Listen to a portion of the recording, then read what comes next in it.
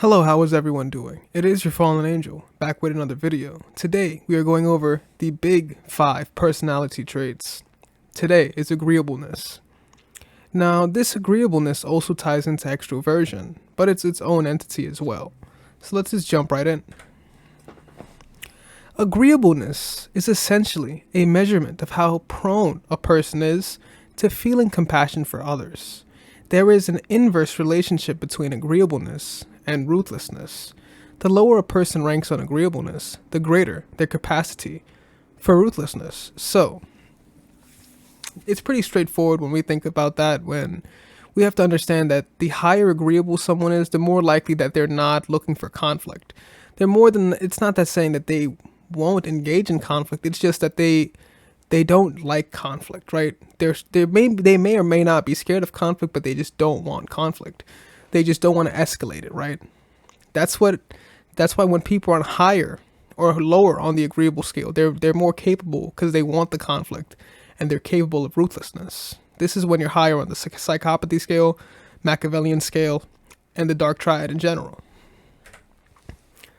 Agreeable people tend to be compassionate, polite, and have a desire for positive, intimate relationships. They find conflict to be painful, even traumatizing. Yes, we know that many people that are high on the agreeable scale, they simply don't want anything dark or anything traumatizing. So they end up being friends with people that they may not even like or may not think are good people because they want to avoid conflict, right? Think about when you think of people that are friends, right?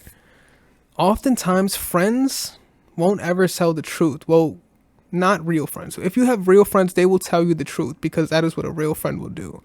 People that are usually in friend groups, they avoid saying things that may sway opinions or saying things that are not politically correct because they want to maintain this friendship, right? Usually this happens in a lot of girls' friends groups, right? They don't ever say the truth to each other because they want to avoid any drama or unnecessary conflict. This is how the agreeable scale works as well. They find conflict to be painful or even traumatizing.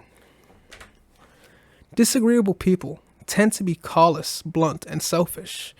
Yes, so oftentimes a lot of disagreeable people are cynical. They work for their own nature. But agreeable people are also cynical too because they may be waiting to stab you right in the back because of how sincere and nice they may seem up front, but really they're doing a method, right? This is a method as well. Men average lower on agreeableness than women, and this seems to be due to having higher testosterone levels. So yes, this may have something to do with it, right? With the testosterone, you may have a mild increase in aggression, or a mild increase in, or a less use of the amygdala in play, right? Women, when they're in like something like this, they would, like a altercation or a gripe of some sorts, they would rather disengage or in essence, just be agreeable and get it over with, right? So for the most part, yes, testosterone does have something to do with agreeableness as well. Some men just won't, what's the best terminology for it? They just won't bat down or submit to everything. Well, there is some.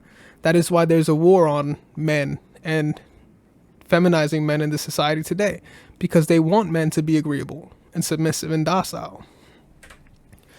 The slight gender difference at average leads to immense differences at the extremes, and the extremes are what matter.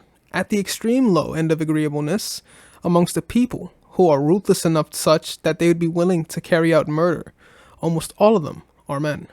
So yes, when we think about agreeableness, the low agreeableness on the scale of that, yes, men will have that type of ruthlessness, right? Especially when they're at that scale.